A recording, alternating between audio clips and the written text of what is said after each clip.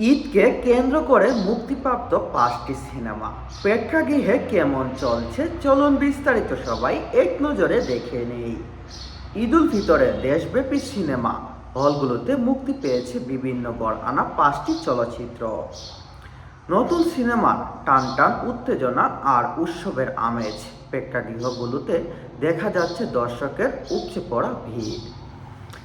দেশব্যাপী উপচে পড়া ভিড় এবং দর্শকের চাহিদা তুঙ্গে থাকায় 5টি সিনেমায় মুক্তি পেয়েছে এবং 5টি সিনেমায় ভিন্নধর্মী অবলম্বনের।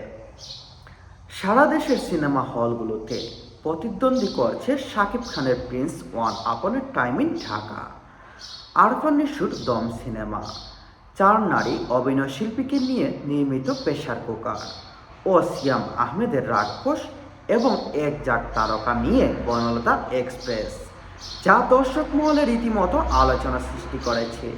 সেখান থেকে এক ধাপ এগিয়ে আছেন মেগাস্টার শাকিব খান অভিনীত সিনেমা প্রিন্স অন আপন এ টাইম ইন ঢাকা। তারপর দ্বিতীয় স্থানে অবস্থান করবেন বনলতা এক্সপ্রেস।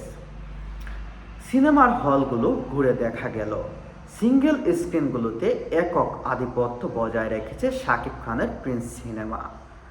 পরিবার প্রযোজন নিয়ে সিনেমা দেখতে আসা দর্শকদের ভাত ভাঙা উচ্ছ্বাস বলে দিচ্ছে ঢাকায়া সিনেমা আবারও হারানো জৌলস ফিরে পেতে শুরু করেছে।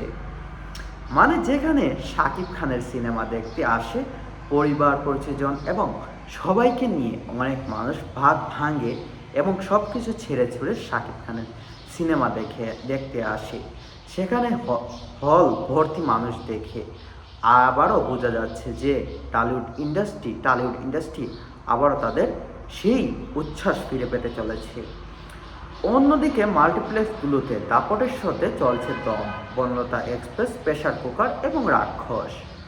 প্রতিটি সিনেমার গল্প আরও নির্ভরশীল যেন ভিন্নতা আছে, তেমনি গানগুলোতেও রয়েছে নতুনত্ব চমক। তাই দুই ভিন্ন মঞ্চর সিঙ্গেল স্ক্রিন ও মাল্টিপ্লেক্স প্রেক্ষাগৃহের লড়াই জমে উঠছে এবারের ঈদে। এবারের ঈদে একাই শাকিব খান প্রিন্স দিয়ে এবং